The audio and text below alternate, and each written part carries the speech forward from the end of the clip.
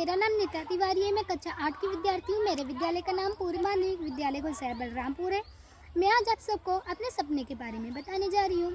एक बार मैं स्कूल से घर वापस जा रही थी तो रास्ते में मैंने एक बच्चे को साइकिल से गिरते हुए बचाया। घर आकर सारी बातें मैंने अपनी माँ से बोल दी। माँ ने मुझे कहा, तुम तो झांसी की रानी जैसी बन जाती हो। झांसी की रानी का नाम सुनते ही मेरे मन में विचार आया और फिर मैं झांसी की रानी के बारे में बैठकर सोचने लगी। रानी के बारे में मैं इतना सोची कि मैंने एक सपना देखा। सपने में मैंने अपने आप को यानी स्वयं को रानी लक्ष्मीबाई के साथ देखा। वह सपना मेरे जीवन का अत्यंत महत्वपूर्ण स्रोत बन चुका था, जिसने मुझे अपने देश की सेवा करने के लिए अत्यधिक प्रोत्साहित किया।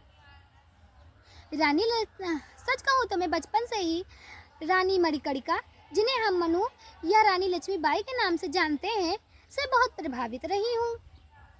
रानी लक्ष्मीबाई ने अपना अंतिम युद्ध ह्यूरोज नामक अंग्रेज अधिकारी के साथ किया, जिसमें रानी लक्ष्मीबाई ने अपने प्राणों की आहुति अपने मातृभूमि की सेवा करने हेतु आहुतित कर दी।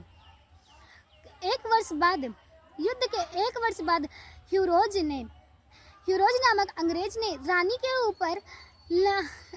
ऊपर कविताएं कहानियां लिखनी प्रारंभ कर दी और सबसे पहले उसने लिखा कि मैंने अपने पूरे जीवन काल में रानी के जैसे अनूठे शौर्य व कौशल से पूर्ण योद्धा कोई नहीं देखी।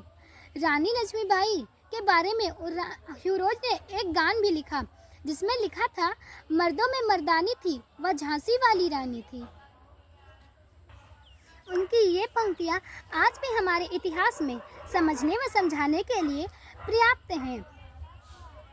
रानी लक्ष्मीबाई ने मेरे सपने में मुझसे मेरा नाम पुकारते हुए कहा कि मुझे अपने राष्ट्र की सेवा करनी है, जिसमें मुझे अपने आप को एक विकसित व्यक्ति से एक लैबरेज, एक मानवतावादी व राष्ट्रवादी व्यक्ति में बदलना होगा। मैंने रानी लक्ष्मीबाई से सपने में ही एक प्रश्न किया, जिसमें मैंने उनसे कहा कि आज की युवा पीढ़ी छोटे छोटे संकटों से डर कर अपना मार्ग ही बदल लेती है। वह कभी कभी हताशा निराशा में तो अपने जीवन को ही नष्ट कर देती है। आपका इस समस्या पर क्या विचार होगा?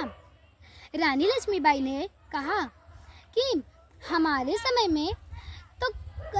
समय में जीवन व्यतीत करना तो आसान नहीं था, लेकिन उस समय के सभी लोग हमारे सभी लोगों के साथ मिलकर रहते थे और यह सोचते थे कि यदि आज की परिस्थिति सही नहीं है तो कल की परिस्थिति तो सही ही होगी। और आज की युवा पीढ़ी यदि इतना ज़्यादा परिस्थितियों से डर कर घबरा कर पीछे भागेंगे तो क्या होगा आगे चलकर?